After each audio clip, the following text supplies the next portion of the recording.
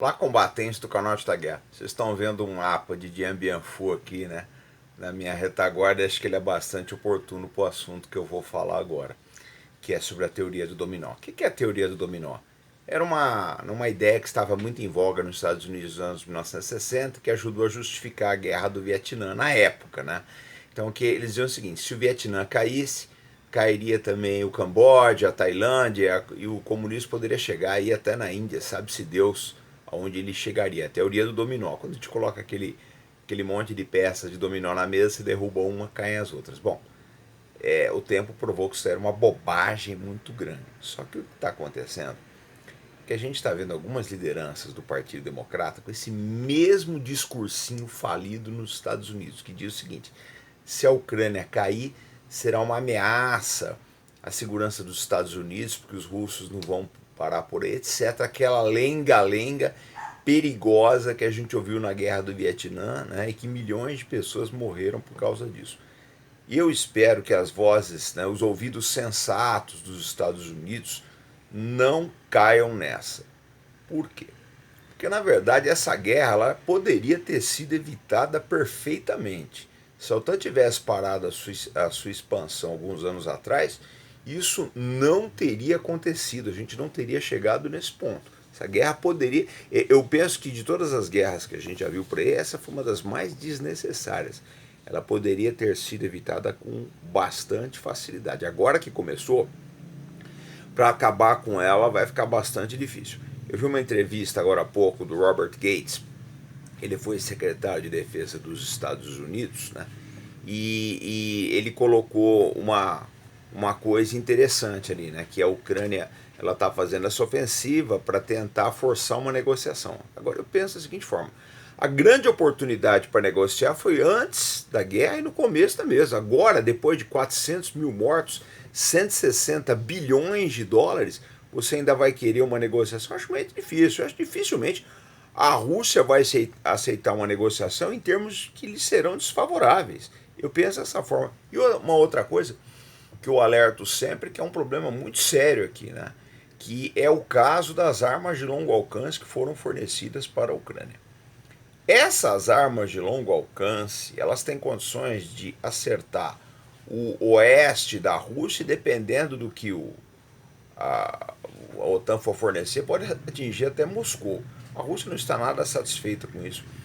Eu acredito que os russos vão usar o mesmo raciocínio que os israelenses usaram na Síria com relação às colinas de Golã. Tomaram as colinas para evitar que os sírios atingissem posições em Israel. As colinas de Golã, para quem não sabe, são excelentes, né, observatórios de artilharia e armas de longo alcance. Eu vou fazer um vídeo falando disso aí qualquer hora. Mas esse raciocínio vale para a Rússia também. Eu não duvido, também não estou afirmando, que a Rússia tente chegar no rio, na margem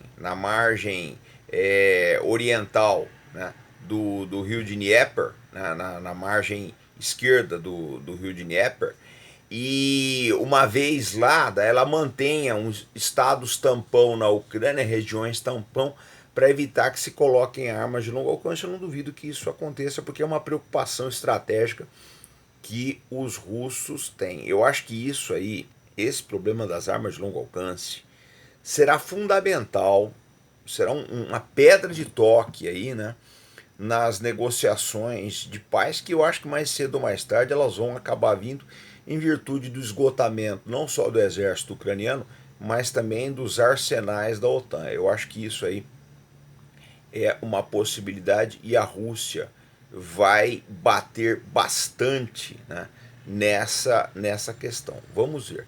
É muito difícil adivinhar as intenções da Rússia. Nós conseguimos trabalhar com as ameaças, mas é difícil adivinhar as intenções. Por quê? Porque a mentalidade militar russa, e existe pouca gente no Ocidente estudando isso, a mentalidade militar russa ela é muito voltada para objetivos políticos.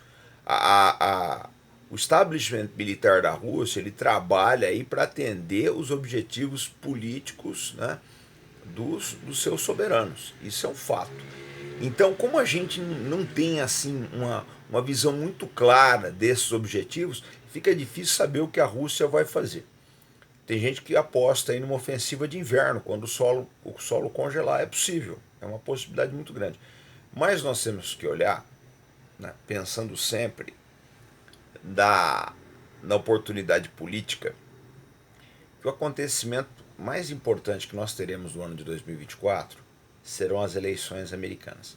As eleições americanas mexem com o mundo inteiro. Se mantiver, né, o presidente Joe Biden, então a gente sabe que ele vai tentar brigar, reforçado aí por mais um mandato. Acredito que ele ganhe fôlego aí para levantar mais fundos para a Ucrânia. Se ele perder, entrar um republicano, acho que vai ficar bastante difícil isso.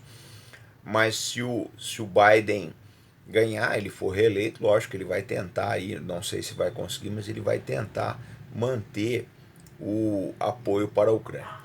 Mas o mesmo Robert Gates falou uma coisa interessante na entrevista à BBC. Eu vou deixar o vídeo aqui para vocês. Ele colocou o seguinte, né? Que é como diz aquele ditado americano, né? Você tem que andar e mascar chiclete ao mesmo tempo. O Biden vai ter que provar, no decorrer da campanha eleitoral, que ele consegue manter o apoio à Ucrânia e resolver os problemas internos dos Estados Unidos, problemas econômicos. Vai ser muito difícil isso. Por quê? Porque a oposição, os desafiantes, os postulantes ao cargo na Casa Branca, eles vão apresentar aí, né, todas as mazelas da economia e do orçamento dos Estados Unidos. A gente sabe que a briga pelo orçamento americano é uma briga de foice no escuro, e o pessoal vai, né, apresentar todos esses problemas. Então o Biden terá muitas dificuldades pela frente, sabendo disso, e os russos sabem, né? A Rússia provavelmente coordene as suas operações militares de maneira a enfraquecer o presidente Biden, né? Há quem diga que os russos têm preferência pelo presidente Trump. Acredito até que pode ser. Mas para eles, um regime change, uma mudança de governo nos Estados Unidos, já é favorável de qualquer forma. Se não entrar o Trump e entrar outro republicano, não há problema.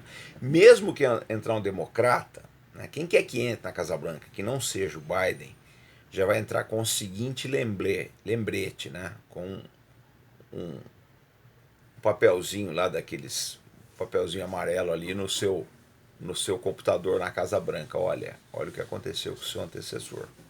Ele ficou cego pro problema ucraniano e acabou perdendo aqui no front doméstico. Quem quer que entre vai ter que pensar nisso.